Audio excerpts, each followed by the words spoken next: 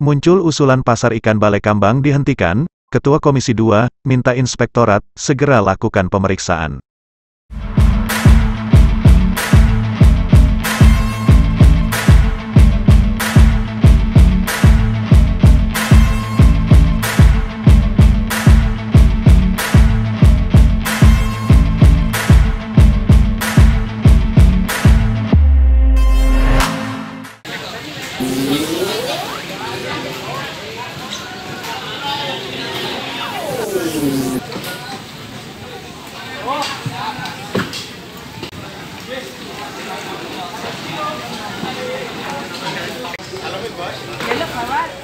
Alih fungsi pasar ikan higienis menjadi pasar ikan oprokan di Balekambang menjadi pembahasan menarik di kantor DPRD Kota Solo, Selasa tanggal 24 Januari tahun 2023.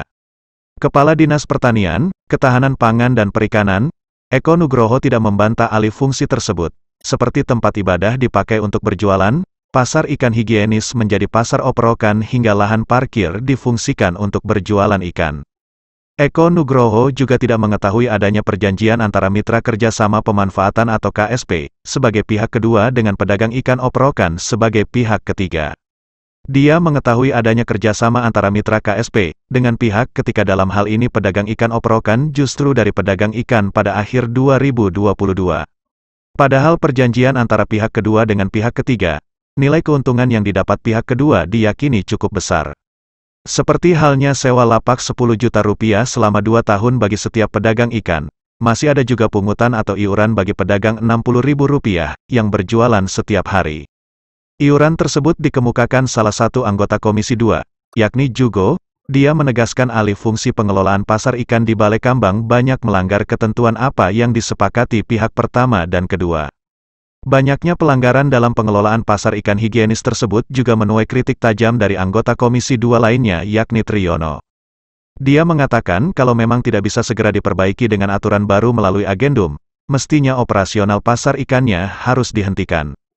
Carut maruknya pengelolaan pasar ikan di Balekambang tersebut, Ketua Komisi 2, Honda Hendarto meminta agar pihak Inspektorat secepatnya melakukan pemeriksaan keuangan atau segera lakukan audit secara menyeluruh apa yang telah disepakati antara pihak pertama dan kedua.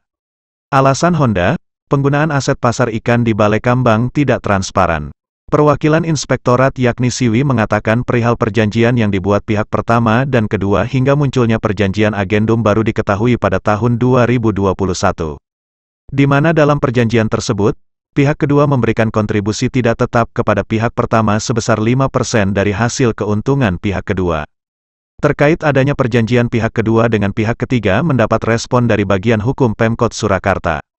Oke, yang jelas yang pertama, hasil perkembangan diskusi kita, sharing kita, rapat kerja kita pada siang hari ini dari beberapa OPD, dari beberapa teman-teman anggota Komisi 2 yang mensikapi, membaca, menelaah tentang perjanjian-perjanjian tersebut, ternyata ada beberapa yang tidak pas lah di dalam perjanjian tersebut yang dilakukan oleh para pihak, baik pihak pertama maupun pihak kedua yang saya katakan.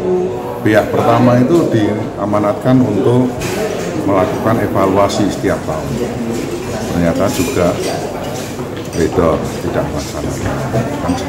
Sebetulnya kalau dilaksanakan evaluasi pemeriksaan terus setiap tahunnya kan tidak akan sampai seperti itu.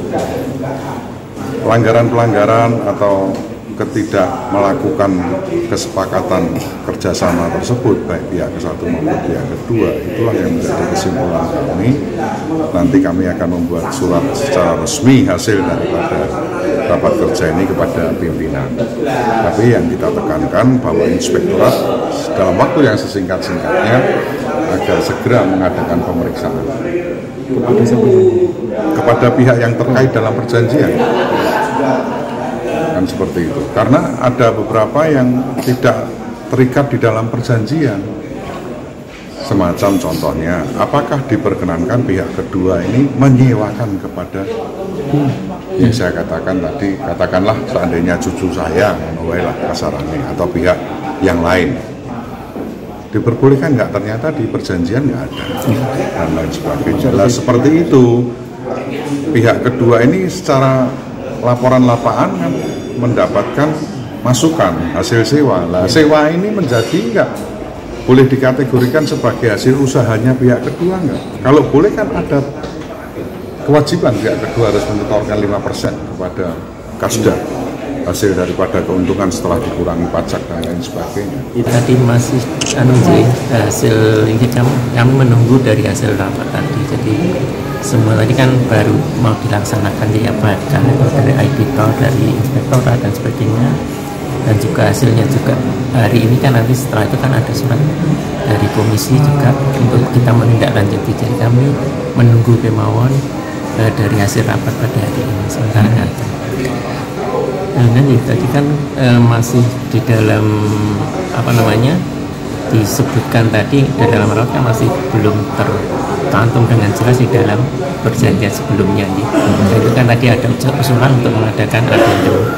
Nah, untuk itu kan nanti hasilnya kan kita segera menindaklanjuti apa yang jelas nanti apa yang menjadi keputusan pada rapat hari ini akan kami bikin. Untuk belum bisa menindaklanjuti apa-apa, tapi kita menunggu dari apa yang sudah nanti disampaikan dari hasil rapat.